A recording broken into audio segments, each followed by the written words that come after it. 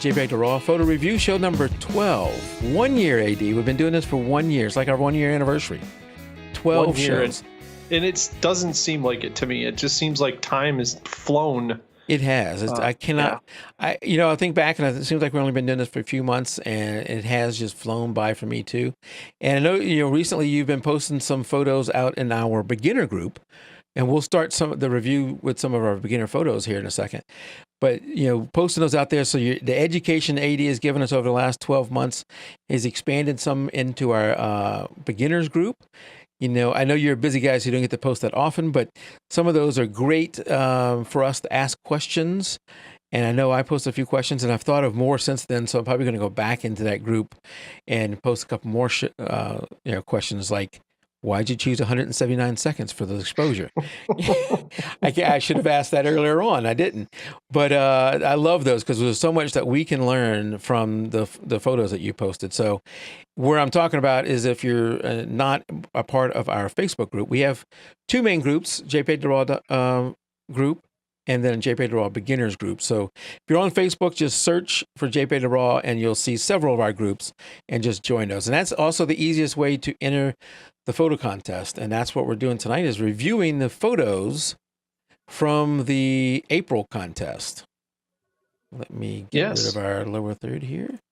Awesome. And Annette Colazo Comito is in over on YouTube, and she asks, how can I get my pictures for reviews? Mike, how can you do that? So let me pull up a web page here. We'll just a couple of things real quick here at the beginning.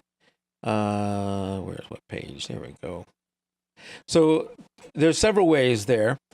You can go to our webpage, which is jpeg2raw.com, and then go up here to photo contest and photo contest entry, and you'll see the links here. One for our main Facebook group, which has the theme underneath it, and then one for our beginners group and the theme underneath it, which for May for the beginners group is open. It's anything you want. That's one way. The easiest way, of course, is joining our Facebook group. So this is the main group. This is facebook.com/groups/jpeg2RAW. And then we have a beginners group.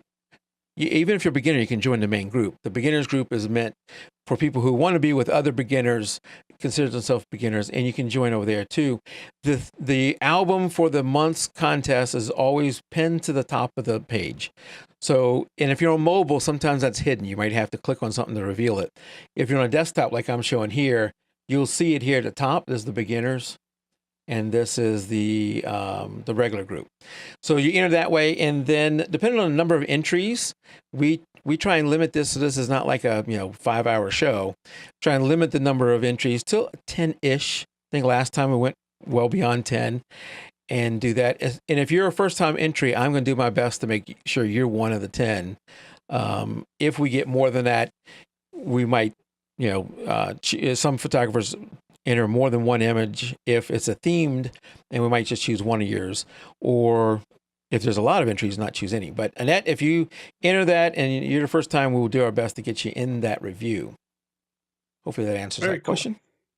Yeah, and May is bokeh, right? Bokeh? Bokeh is May for the regular group and open again for the beginners group. Yeah, and so 2 lucky winners, one from each group.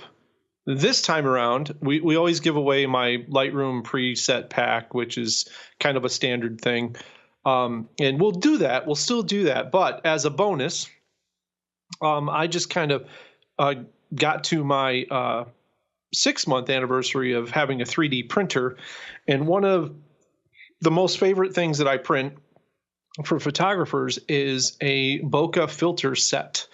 And so we'll pick 2 people this time in May, not tonight, but in May. We're going to pick 2 people, and I'm going to make a custom set of bokeh filters for your lens. So if you have, a 51.4 or a lens that has beautiful bokeh to it, and you want to play with these cool filters, and what they do is they we can change the bokeh from being circles to hearts to moons, stars, lucky charms, whatever. And we can do it your initials. It's all sorts of crazy cool stuff that we can do.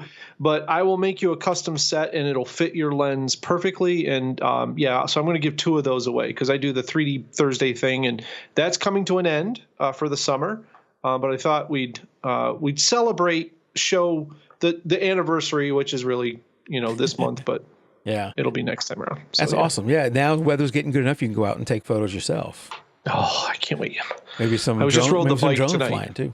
Yes, I did. Yeah, and it was a little too warm here today. A little too warm. Yeah, we're already in the 90s. We're already in the 90s. Yep.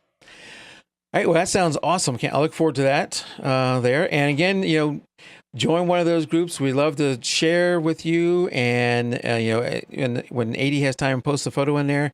He's looking for questions. He wants what do you think about that? So that's another great learning opportunity. Yeah. What Mike's talking about is I post a photo. I'll post some photos in the beginner Facebook group. They're not show off photos by any means. What they are usually unique photos where I've used a certain technique, and it's to kind of spark creativity and spark questions from you guys of why'd you shoot it this way? What techniques did you use? That's what I'm looking for from you guys. I'm not going to put anything in there. I'm not going to bait you guys, but if you want to learn, ask questions, and I will take the time to answer those for you. All right, so let's get started with the beginners group. The beginners group I mentioned for May is no theme. It also was no theme for April. So keep that in mind when we go through the April, that they could have taken anything they wanted here. So first up is this one from let me get her name up there. Kristen Lee Anderson. And let's see what she has to say. So one of the things, if you're new, and I know we have at least a couple new people out there, one of the things we ask is that you give us a little information about why you took the image or what the image means to you. And it's something I think some of the entries are still struggling with, but also I see some of them getting better with. So it's kind of a mixed bag right now. So here we go. From Kristen. Kristen. Because I missed last month's theme, I'm going to upload a black and white image. Last month was black and white. Down the next block from our house, pear blossom trees cover the road.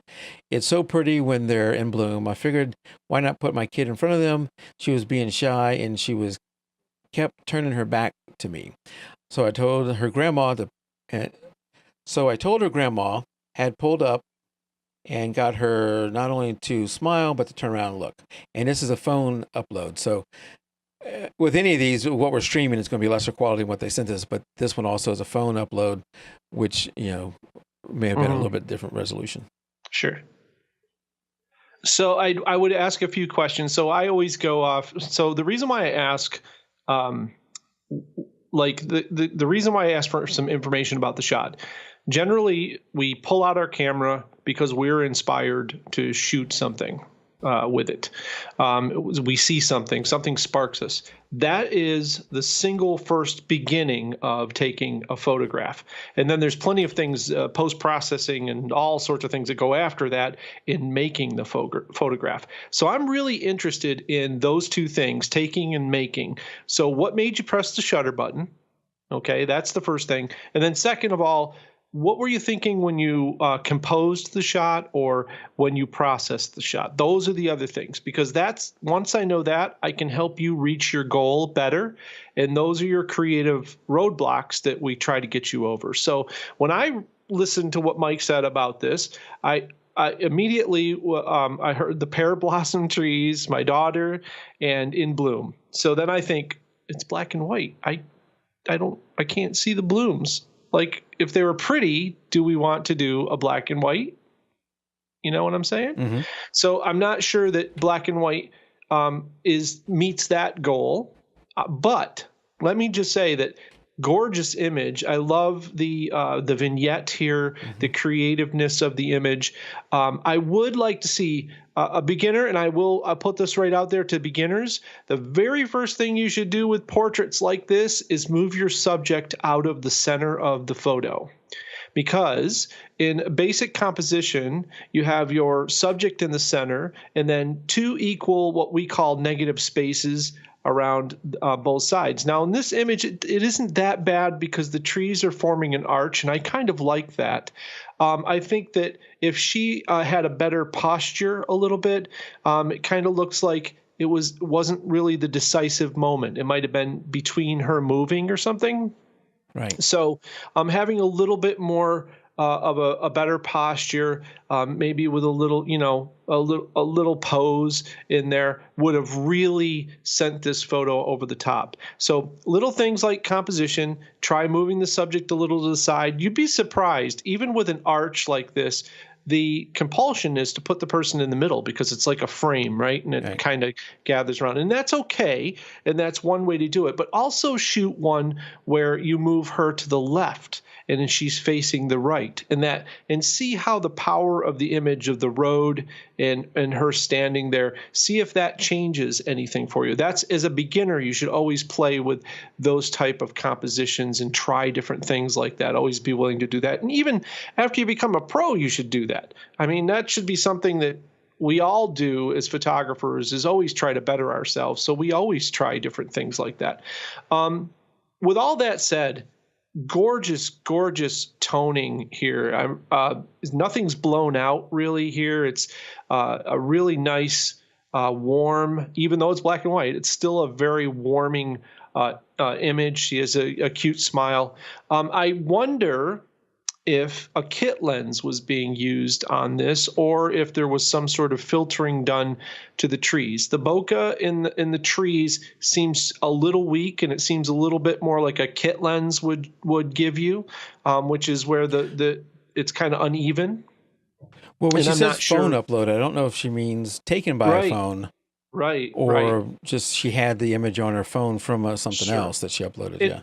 And for the beginners, I do want to stress too, it's okay to put your camera settings or what camera you used if you desire information about that when we do these reviews. So if you say to me, I use these settings, what do you think?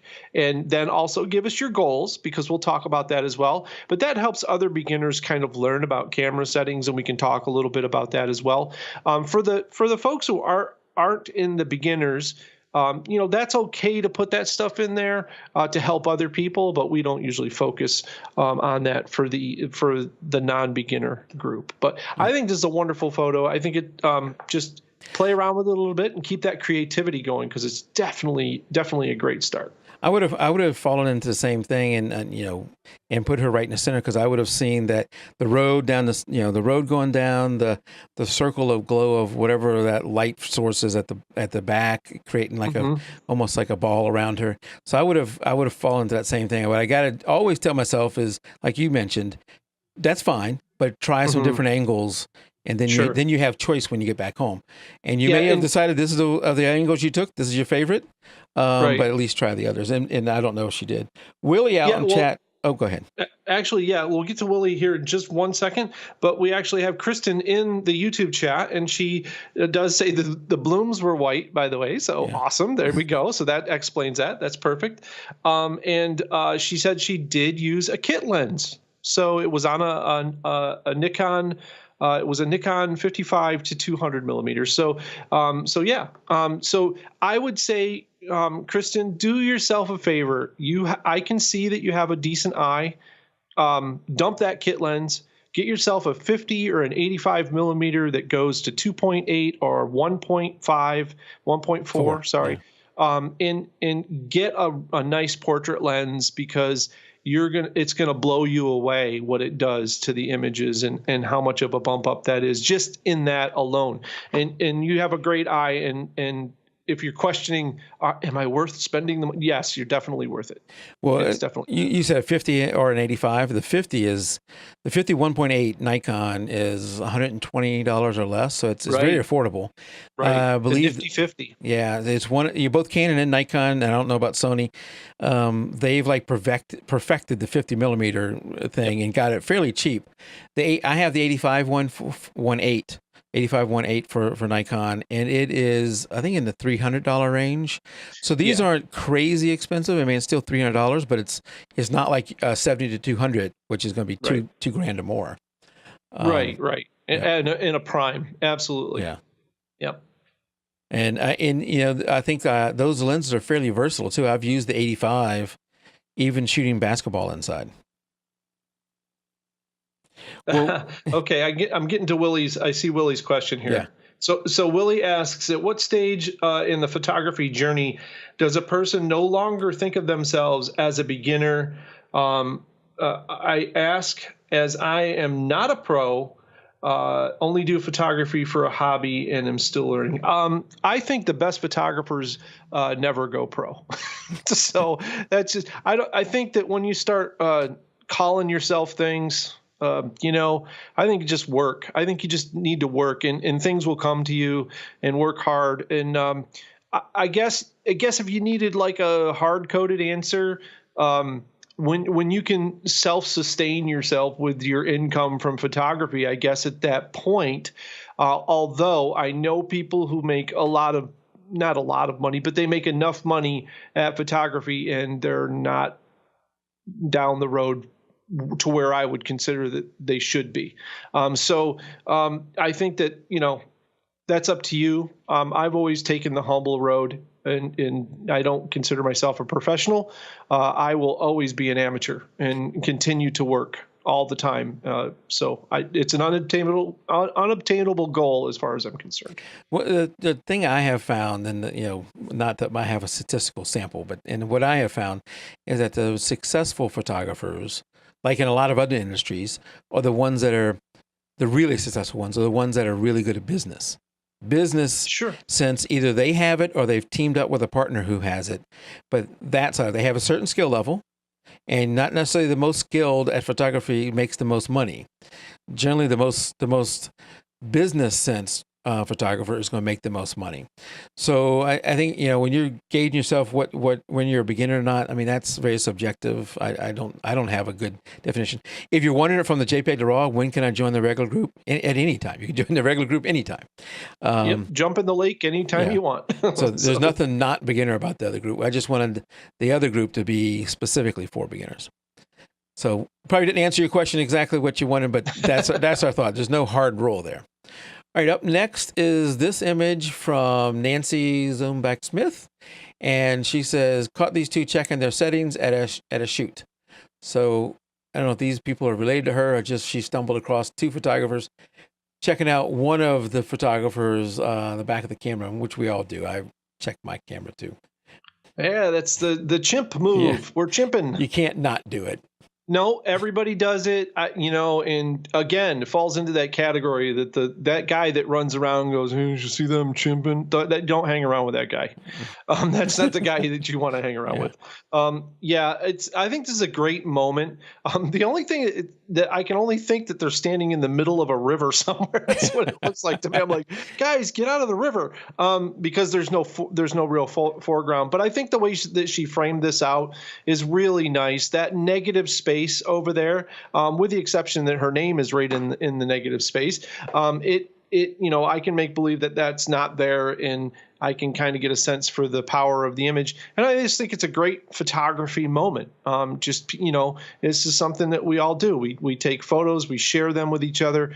I just think that that's a great moment that she captured here, and it's just one of those candid things, right? And I like the composition. I like the way that it has the negative space. We talk about it. Nancy's been watching. Yeah. We talk about it every week about not putting your subject directly in the middle. So the girl is in the center here, but the guy is off to the left, and then the negative space is off to the right, and they balance each other nicely. We want to look at them.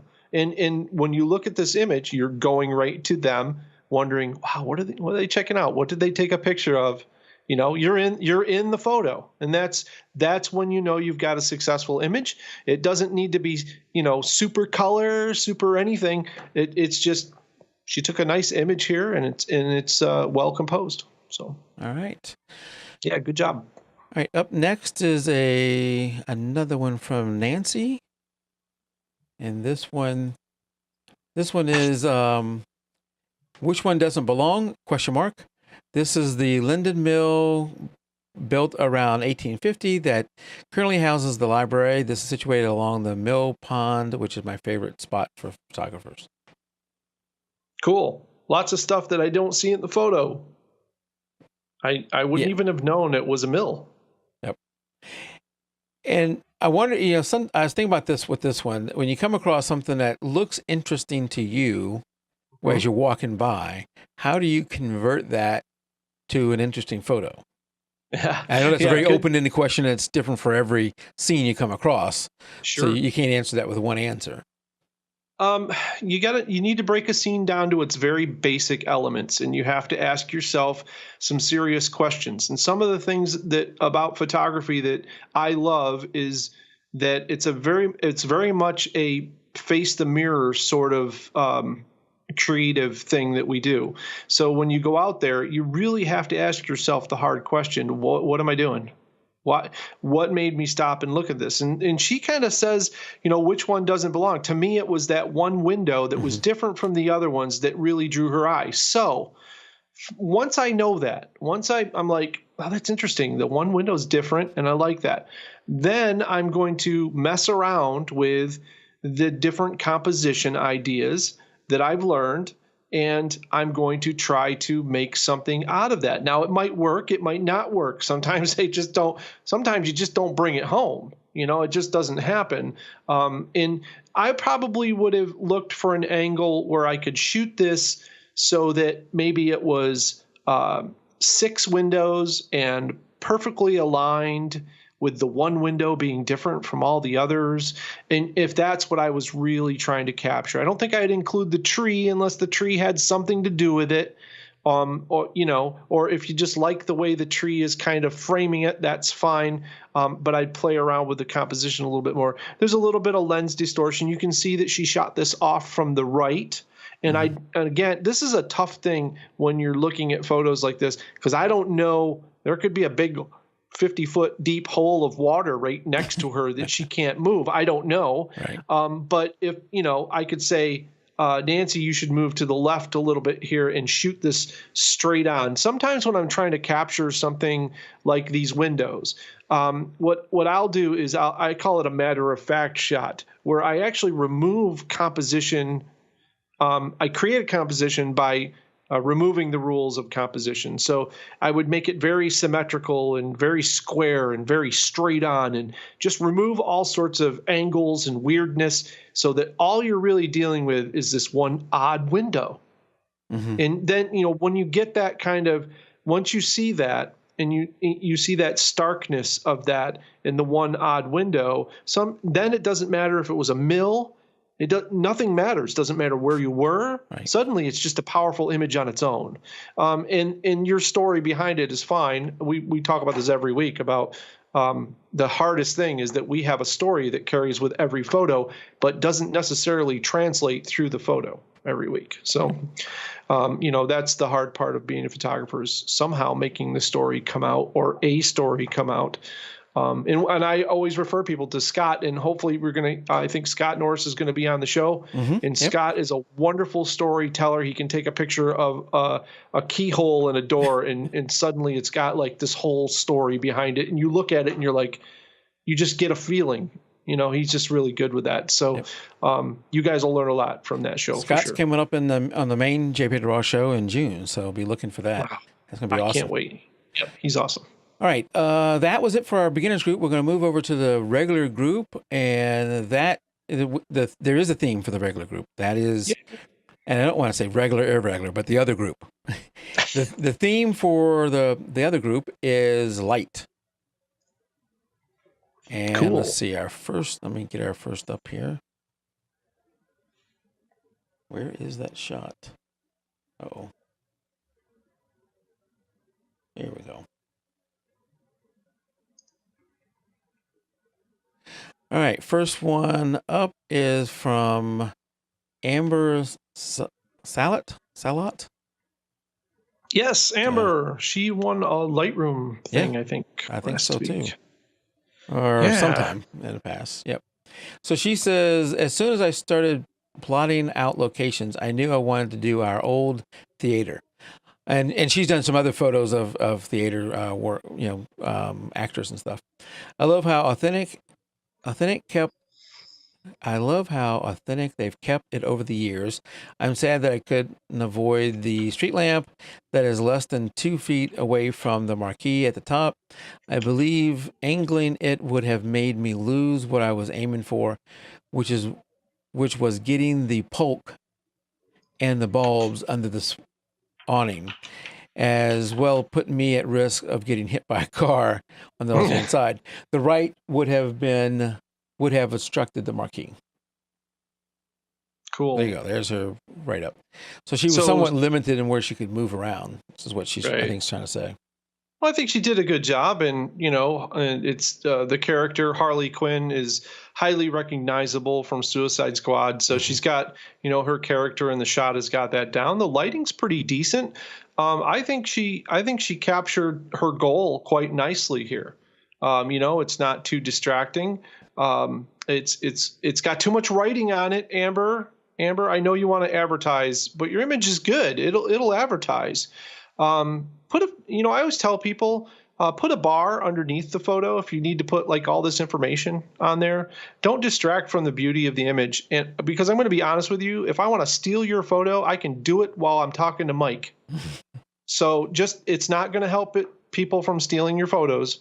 So the tools that are available to anybody today, you're not gonna, that's not gonna happen. So make a little bar at the bottom so it doesn't distract from the image. I really like it. That's a good idea. I will tell you that the one thing that does stand out immediately to me is her lack of paleness on her back as opposed to her face. Now I know that she probably had some white face on because she's doing the Harley Quinn thing.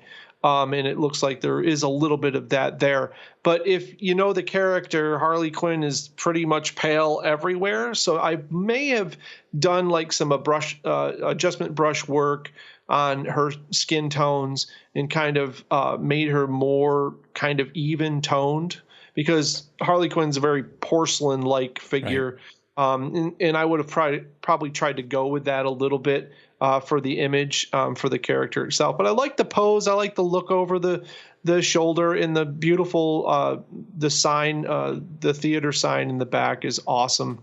I think all of that's great and wonderful for a night shot. I mean, tough enough to do, right? Yeah. But did a really nice job there. So I think it's just finishing the image. And when you work with cosplayers, go nuts. Don't be afraid to process the image, because it's just ridiculous what you can do with cosplayers. I love it. I'm going to get a chance to shoot the 501st Legion. If you're not aware of who they are, they're actually a bunch of Star Wars guys that we met when we were exploring an abandoned ghost town. Really weird. And Mike, you've seen that the video. Yeah. Yeah, this summer I'm sorry, not the summer. In the autumn, we're putting together and you might, if you had some time off, may want to come up for this.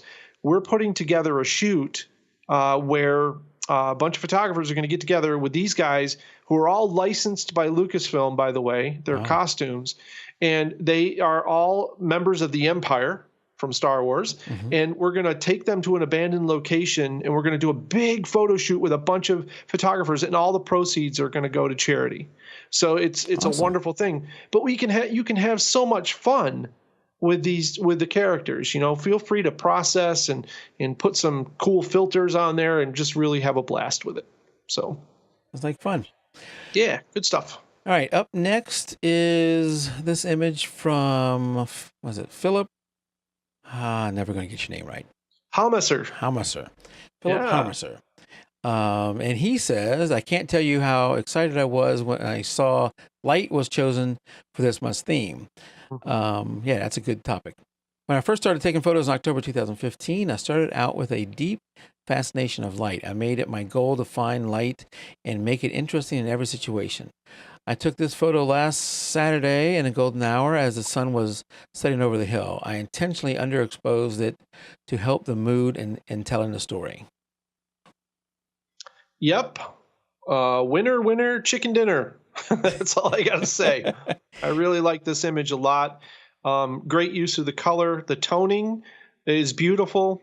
Mm-hmm. It tells a story It's got good composition. It's shot well.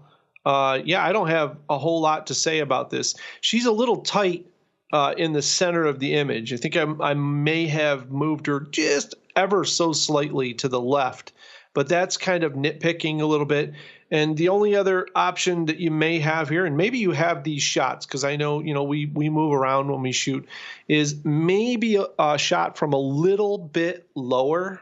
And that's just to balance her on the symmetry. So you have this horizon line of dark trees that goes right through the middle. You've got this beautiful tall grass here that covers the bottom, the gold of the bottom, and the top of the sky. It balances. They're the same. You notice the grass is the same width or height as the sky, and this line is right through the middle. So having her kind of balanced, it's just a little off, not much, but just a little. I think I would have played with that a little bit. You're still going to get that beautiful sun coming back from behind her. But I mean, this is all just trying different things. And the whole idea is just, more creativity in that. I think this is a great image, and one of my favorites that I've seen out of all the shows that we've done. So excellent job. He's definitely got talent. He was the one with the last month with the little boy or girl with the rabbit. Yes. Yes. Yep. Absolutely. All right. Next is our friend Millen. And let me get his name up there. Millen. And he says, being ill at home isn't opening up much opportunities for photo shooting. I didn't know that he was ill. But still, there are those moments. Each morning, the sun lights up my floor in the living room, and each time I say to myself, I need to take an image. So I did. I processed in black and white on purpose because I wanted the image to be more about light and not the colors. I like the texture on the floor, and this is my only concern. The image could be about texture too. I don't think it's about shadow, but professionals will have to have the last word about that. I try to use the shadow as a balance of the light. The image is made from 5 different images, each focused on a different point, stitched together in Photoshop. He does love taking those stitch photos.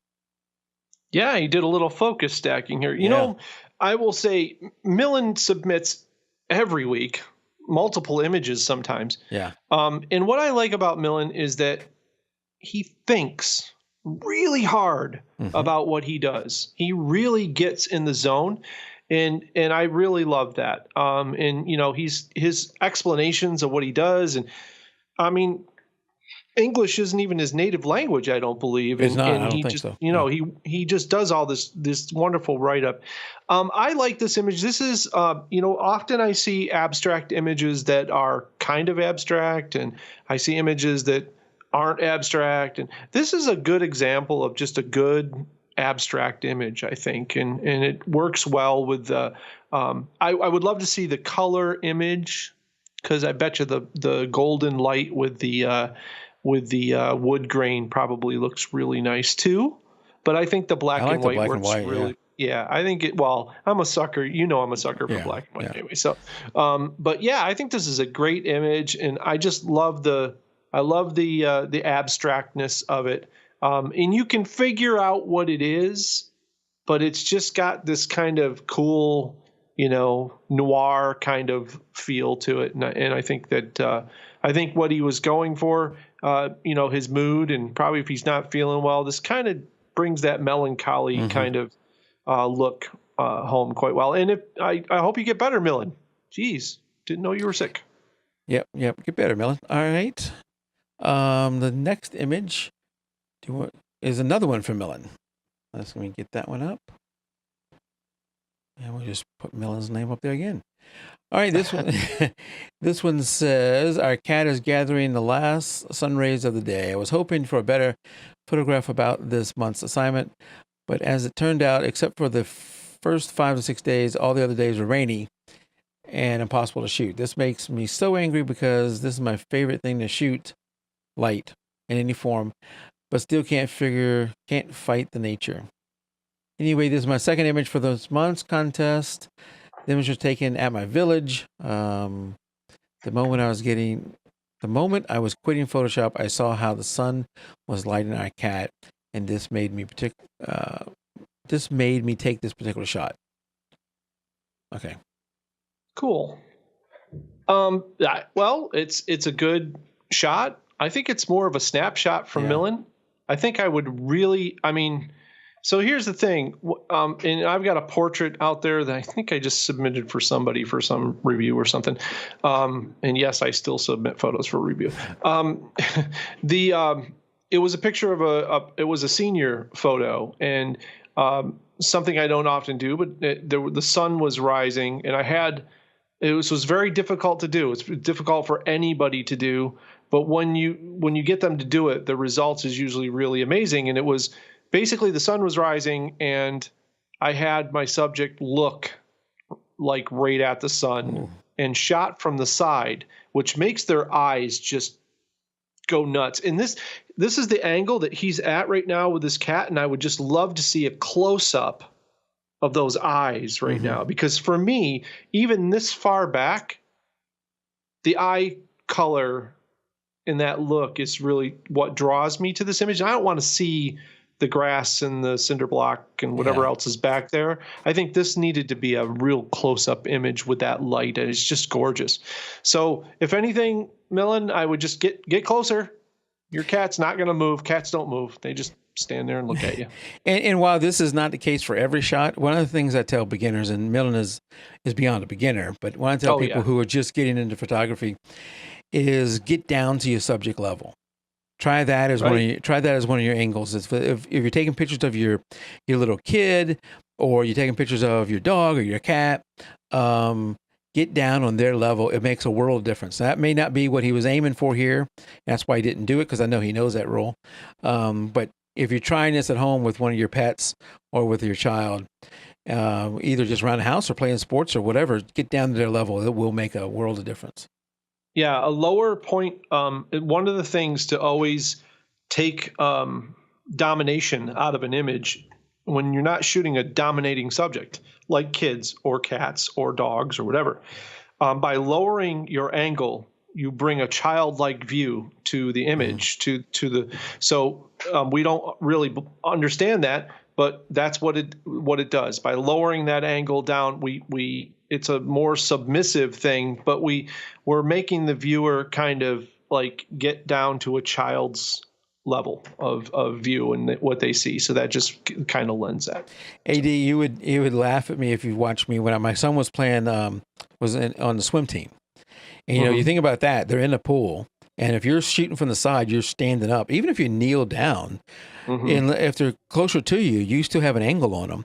So there were times I'm laying on the pool deck where it was safe to do it, where somebody was going to trip over me, and of course I'm getting up and I'm wet. So I'm not a swimmer, but yet somehow I end up the end of the swim meet. My jeans are all wet, all that kind of stuff. But it gives you that different angle is just really, I really love that different angle. And absolutely, yeah. Don't be afraid.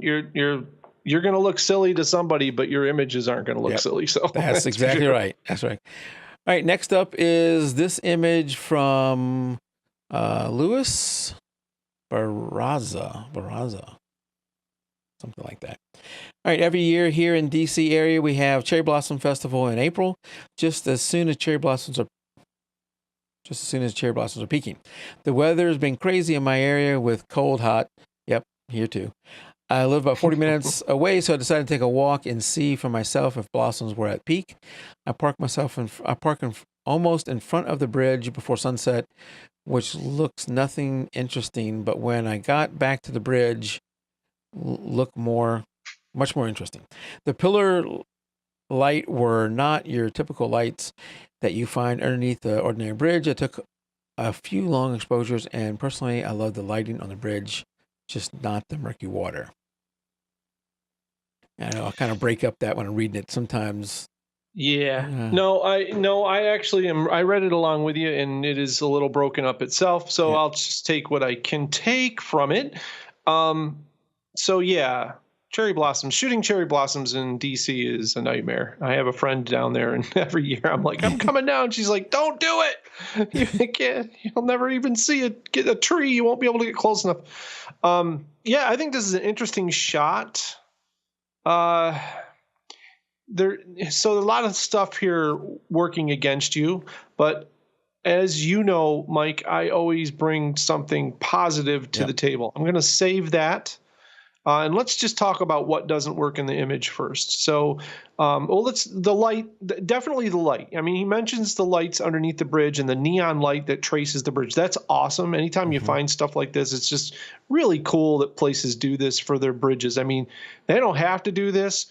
No one cares if the underside of the bridge is colored or not. But man, I've been out. If you've ever get to Albuquerque, New Mexico, I mean, that town is. I mean, they light up their overpasses, their bridges. I mean, it is an amazing looking town. And it's not done in a gaudy way either. It just looks fantastic at night. And so I think that's pretty cool that they do that. And yes, that's definitely your big plus point here, right? Is these lights and the long exposure. That is awesome. The other thing that's awesome that I want to talk about afterwards is the location. So we'll get to that. What's not awesome is I don't think your composition is right on yet. It does have a nice leading line here, but the symmetry, you need to be lower. Mike brings up the thing that I talk about lower. So remember, there's no such thing as partial symmetry. It's either symmetrical or it's not. So in this image, we're dealing with reflective symmetry. So you have this nice reflective water, you have a horizon line, and then you have the things that are being reflected above it.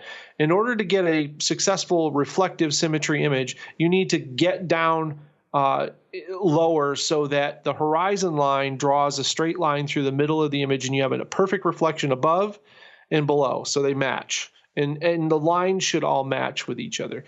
And in doing that, you probably would have got that green sign that's sticking out. And, the road sign, highway sign, yeah. And that just draws me away from the beautiful lights. And, and you mentioned the murky water. I kind of like the way the blue line is in the murky water.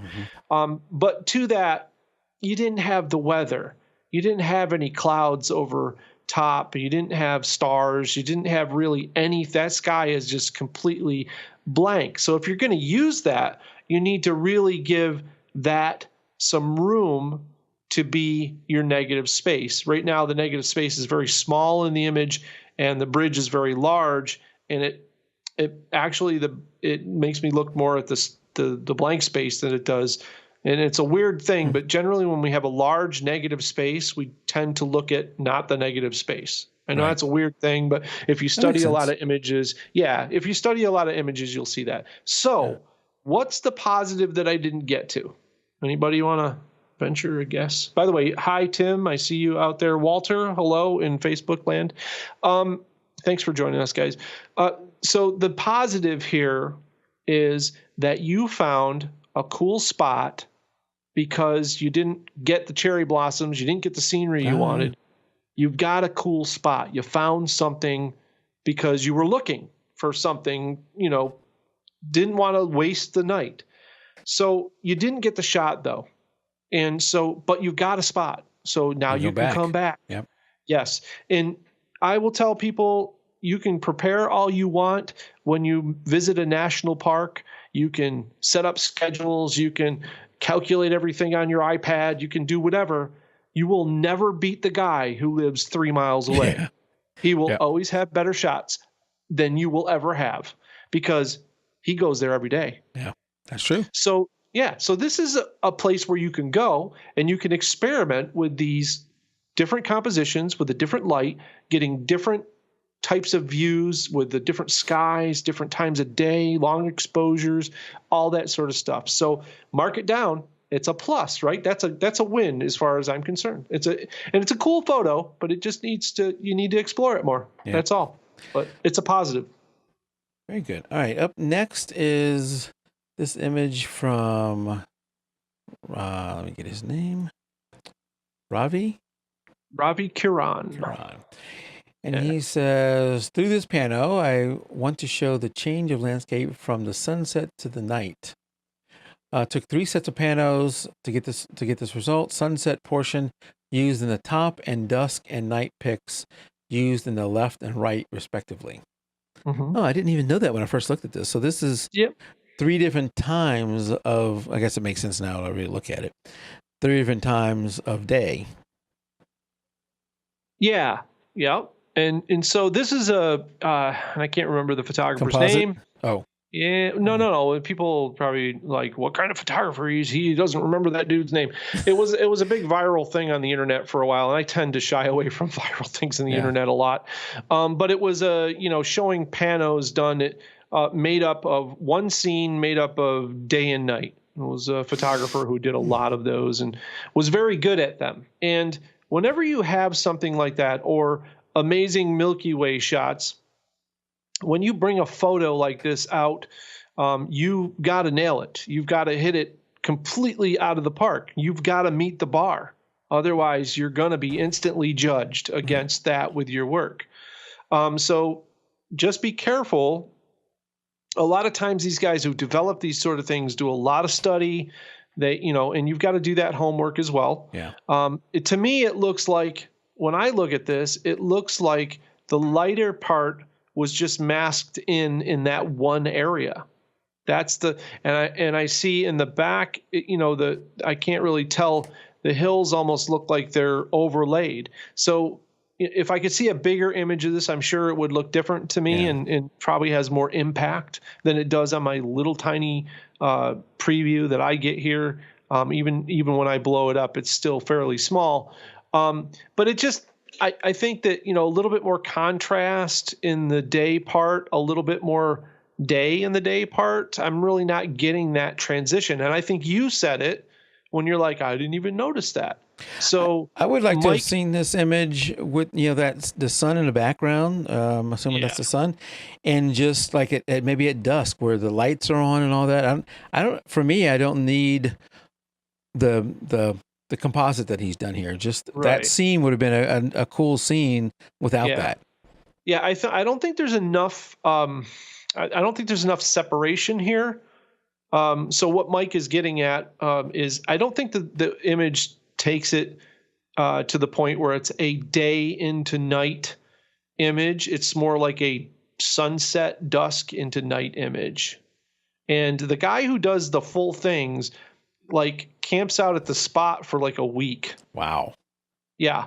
And his camera doesn't move, and he just shoots the same shot over and over and over again, and then he composites them all together. And they're really spectacular, but they show a whole city in motion from early morning to deep in night. And you can really tell when you look at it, you're like, whoa, yeah, I can see that. And I think this is a good attempt. I think this is something you should pursue and try if you want to learn this technique. Definitely don't be afraid to contact the guy who originated these. These people always love to talk to people and show what they do, and you can learn, from behind the scenes and that sort of thing for sure.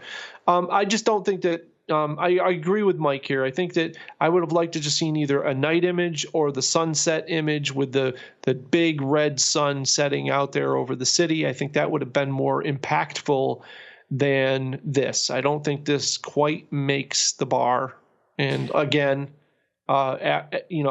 someone whose stuff went viral, you're automatically in this huge arena at that point. So yeah. Is that guy's name Stephen Wilkes? I think it is. Stephen, yeah. Yeah, that sounds familiar. Walter Arnold out in chat says Stephen Wilkes. Yep. Yeah, I think Walter sent me some of those when they were going viral. I think originally, because he's a pano guy too, and loves trying different techniques and stuff. And I don't want to discourage you from trying different things. That's absolutely part of this art, is trying different things. Right. Absolutely. Yeah, you should. Like I said, if you like this, pursue it. Yeah. Definitely. Learn it, and you might. In that process, you'll probably come up with something that will break. You'll develop something completely new that this guy maybe didn't even think of. So it's always worth going down that road if you enjoy it, for sure. All right, so up next is the second image from Phillip, and I don't know about you, AD. I actually like this one better than his other one he submitted. They're both fantastic, but I like this one even better than the other one. Yeah, I think this is a good image. Well, I think it should have been. I think he should have been tighter in, and really drawn us to the two eyes. Just kind of. I don't know as the negative space here just off to the right really even helps in this image. I think tighter in, and I love the focal the focus point, I should say, that he captured here. He got it right in the right spot where the horse's eye is in focus. She's in focus. It's got that beautiful backlit to it. I mean, he's just, these backlit images, Philip, you're once you're onto this is something that, a lot of photographers won't shoot into the sun. And I love it. I absolutely love the look. It's very classic, I think, and you did a wonderful job. I probably would do a little bit of cleanup. I could see some dust things flying around in the back, and I'm sure in the full size this might be a little bit more prominent. I think if the dust is flying around everywhere and it's very atmospheric, then you can leave it. But if it's just a few specks here and there, I probably would go in there and clone those out, just so they don't distract. And he had a quick write-up. He just says, I took this photo on the same day I took the harp photo. This is the little girl's mother. So this is the mother of that girl we had in the other image. Wonderful. They had these enormous horses there, so I couldn't help myself. I had to get a photo of one with this amazing light. Absolutely. Yep. And goal met for sure. And they've got to absolutely be thrilled with the photos. I know That's that, fantastic. if we brought these images to a shoot, I'd be very happy with them. So, yeah, nice job, Phil. All right. Next up, let me find this image. Is this shot from Scott Green? I'll leave that. I'll have something to say after you critique it. Hey, you can go first, man. No, it's not about critiquing that. I'll say it. He says this is a senior session, so it's a senior, high school senior, could be college, but most likely high school senior. Garage turned into a really cool, mysterious weight room with off-camera lighting. Yep. Finish the image, Scott. So close. So close. For me, it's it goes to the whatever is hanging down from the upper left, right where he's looking. I think if you wanted it to continue to be a very mysterious image, I think I would have taken the time to just clone that out. There's enough detail in this image that Photoshop could have gotten rid of that in about 2 seconds. And for me, with the goal in mind, I think that would have helped a little bit. I also probably would crop in a little bit from the right and get rid of the partial shadow that's there. If you're not going to include the whole shadow and make it part of the image, then why make it a source of something? And the angle that it's at, it actually looks like a person looking at him in the shadow. So for me, that's a bit of a distraction. I always tell people, use the crop tool. It's non-destructive. If you're in Lightroom, crop your image and see if it and put it away for a day and then come back and take a look at it again with fresh eyes and see if it isn't more powerful to you that way. And then, if you don't have the compulsion to uncrop it, then you're probably, that's, and don't let that whole, I only do shots the way they come out of the camera crap, because I don't want to hear that. You're not using the tools that you've been given, the way I look at it. So, and so I was going to say, Scott actually took the senior photos for my oldest son. There you go. He is local, and that was right before my cancer surgery, I believe it was. And so he didn't know anything was going on, but he let me, it was more of an emotional time for me. And he let me, not because it was emotional, it just was not aware of any of that. Probably wondered why I was wearing this weird headgear. But he actually let me help with some of the shoot. And, he is a master of, in my opinion, of off-camera lighting, and does really good with setting up that lighting. He's mainly speed lights, not like the big lights, but speed lights. And he was in the pool. My son is a swimmer, in the pool with his D4 or whatever he was shooting with at the time, and his 7200 in the pool where my son would swim by him or jump off the side over top of him. And I just kept thinking, here's a guy with, $5,000 worth of equipment in the pool, a second away from losing it all. Absolutely. And, that's the thing. The light is gorgeous here. I just think that, the image this particular image, as far as I'm concerned, is very close to, the light, the toning, everything. That's all perfect. I wouldn't do anything to change that. He's definitely a master of that for sure. Yeah. But yeah, it just comes down to like, if it isn't helping the image, don't leave it in there. Yep. Agree. All right. This one next up is from Debbie Henry. She said, having to start over again with my walks is rough, but the light and the company make it worthwhile. So out with my favorite photographer and guide, love the warmth of the sun glowing behind and around them. Yeah, this is a tough one. I love that too. But the composition, I don't know what I would do. Because part of me is like, I would like to catch them more as they're just coming through the archway rather than 5 or 6 steps ahead of the archway. But then you might lose that bokeh out, beautiful light back there too. So it's one of those things that, it's a targeted shot. And generally when I see portrait folks, now let's just rewind really quickly, and let's go back to Scott Green's shot, and you can see his use of space with the subject on the right. He's using that space to make this image dramatic and make it, to tell the story. And so here on her image, we have the people right in the center, and it's a very targeted shot. And unfortunately, that thrusts you in to, when it's not a symmetrical shot, because it's not, it thrusts you into a snapshot category.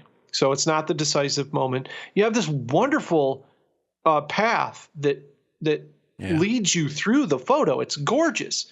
Let's just get them in the right spot, and then you have the winning image, because the light here is just killer. And so I think it just comes down to, the image is going to mean something to you, and it's a beautiful image to you and the folks that you are with. And that's really ultimately what matters, way more than what I think.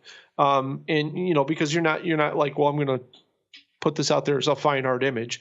That you captured a moment here, and it means something to you. It means something to the gentlemen that are in it, and you got gorgeous light. So that is a win as far as I'm concerned. If you want to take it to another level, if you want to, bump it up a little bit, the suggestion that I would make would be to shoot a series of images here and look at what balances with that light the most. It's tough. When I said it was tough, if they were farther forward, it's kind of weird when you have people facing, like, let's say they're facing the left and then they're in the left third. That just makes it feel like the image is over and people are leaving. So if they're facing left, you want them in the right third as they're entering the scene, which means they're entering the story, unless you're telling a story of people leaving you, which is a completely different thing. And that's how you use that motion to do that. But get them out of the center, and you're going to up the power of the image quite a bit. And you might have other images here too. So I'm sure you didn't shoot just one, because most people don't do that. So very good. All right. Up next is, we have 2 more. Up next is, I don't remember seeing an entry from this person before. This is Ebenezer J. Kumar. Yep. Something like pretty that. Close. Something like that. Yeah. And there's no information posted, so I don't have any reading to do here. Right. Well, you don't need a whole lot. It's a good image. It's a good night image. He shot it with a tight aperture, so he could get the stars on the lights there. If you shoot, f10, f16, you're going to get that. It's got leading lines. I mean, it's a good night image. you don't have a lot of things going on, you can just kind of enjoy the pathway, kind of pulls you down those lights to walk that way and enjoy it. When you have an image like this, to always try to make sure your lines are straight. There are lots of tools out there now. This is leaning a little bit to the left, so the top of the image is leaning to the left. We try to not put lean into an image. If you've ever heard the term Dutch angle, it was a thing that was used back in the 60s to add drama. It was on a lot of album covers to add drama to a shot. It gave it, that cool kind of look. And generally, in today's photography, it's really used to make up for something that's missing. But what it does mostly for the casual viewer is it creates tension in the image. So anytime we have anything that's supposed to be straight, because we know buildings and things are supposed to be straight, when they're leaning to one side or the other, it gives us an uneasy feeling. So we don't enjoy the image as much as we really would. And we don't even know it. It's a very subliminal thing. So always make sure that you do your border patrol and you make sure that your lines are vertical. And in here, he's leaning a little bit. And it just would make for it would just finish the image off. So it's a 99%er. I love the light, love the colors, processing, all that stuff. Where are you noticing that lean in this image? Okay, so you see the whole backdrop, the blue part here, that if you look at the frame of the poster of the very first building, you can see that the whole thing is leaning back. Oh, okay. Yep. So if you follow the railing and everything, that's leaning back as well. And then if you go to the other end of it, that's actually leaning back as well too. And now suddenly it just becomes apparent that the whole thing is leaning back. And I know it's not, they don't build things that way. It's a very new structure. So it's most certainly supposed to be perfectly upright. So you just want to make sure your uprights are straight, and that's going to, finish the image off. So, all right, last image. I think this may be from a new person also. If not, I'm sorry. From from David Putzier. Yep. I think that's new. All right, I entered this image several days ago. Let's see, didn't know that. Hold on, let me get past that. This is just a concept shot I had in my head after seeing these steps on the University of Oregon campus. I took some images at night without a model as a test first. Yeah, I like that. It looked like it was doable, so a few weeks later, last night, I grabbed the model and a bunch of candles and we went for it. I thought the campus police would stop me, but we were left alone.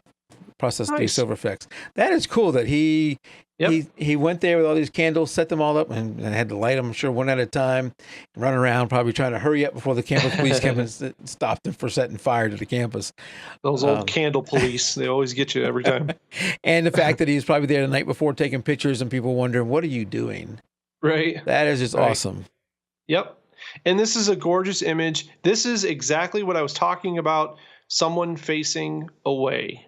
So she is in a melancholy kind of pose. So she's facing away from the frame. She's facing outwards. And that gives us a feeling of feeling that same way with her. We feel like she's turned her back on something that she's having this somber feeling.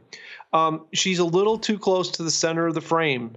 Once again, if you moved just ever so slightly to your left and moved her in the frame to the right, you still get all of your candles. You would have had to reposition.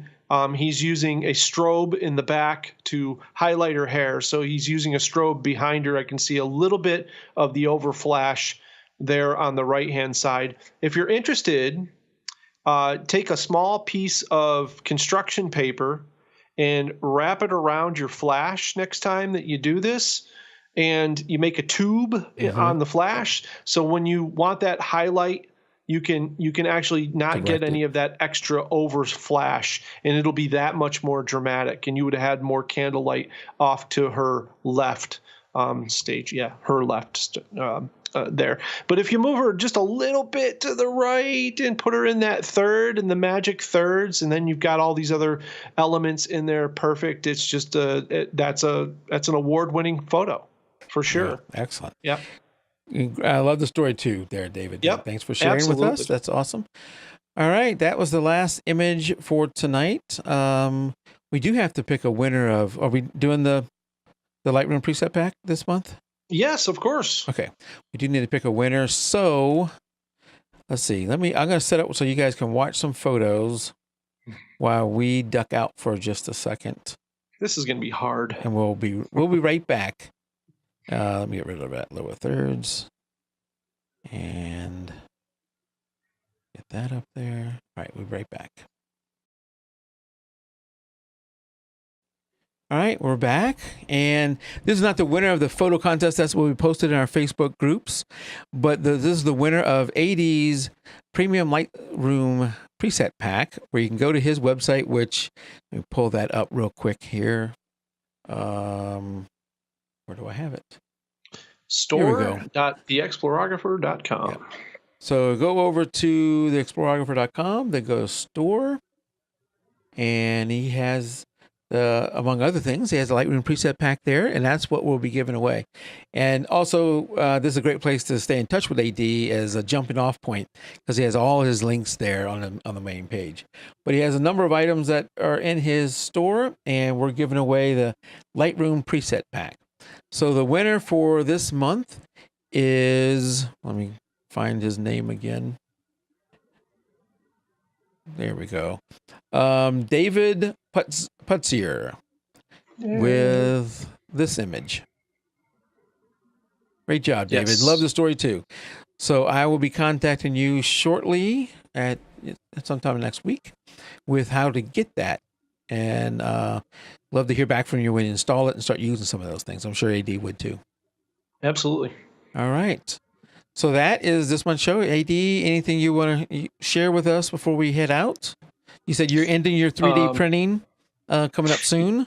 Yeah, 3D Thursdays, 2 more weeks of prints, and then we are going to take a break for the summer. I've got a lot of things coming up. We got some surprises I can't talk about yet. Of course, all those things, you never can talk about certain things yet, but sure. Some cool stuff coming live to Facebook. So if you keep in touch with me, I will definitely let you guys know about it. It's pretty awesome, a lot of fun. I can't wait to do it.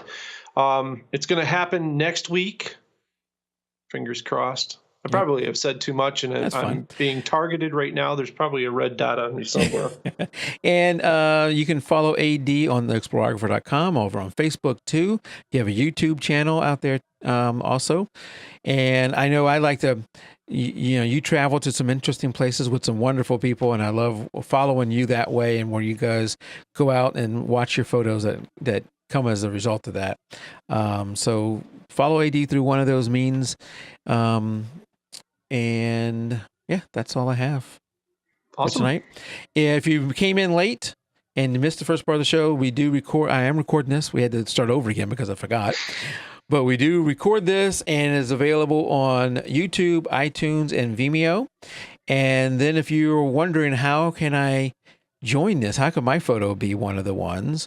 We went over this at the beginning, but I'll do it again. The easiest way is to join one of our Facebook groups. And that is, let me go over to here. That is facebook.com/group/jpeg2RAW, or facebook.com. Well, I'm not going to read this off because it's a big number. It doesn't have a name for whatever reason. But if you go into Facebook, just search for jpeg2RAW, you'll see a number of groups. I think Annette out in chat has tried to join one, and she's waiting for me to approve her. I'll do that right after the show, Annette. If you are anti-Facebook and just don't want to join, I know there's some out there, you can also join through our website. Enter your photo, I should say. Enter your photo through our website, which is jpeg2RAW.com, and then just click on the photo contest entry, and then you'll get this, and you can join. You can enter either one of the contests, and we do this every month. So there's no real prizes other than you may get your photo at the top of the group, the Facebook group, one of the groups. But it's the joy of entering and sharing with others, and then the great critique AD gives on those images. All right, that's all I had. We'll see you guys next month. Keep it raw. Good night, everybody. Good night.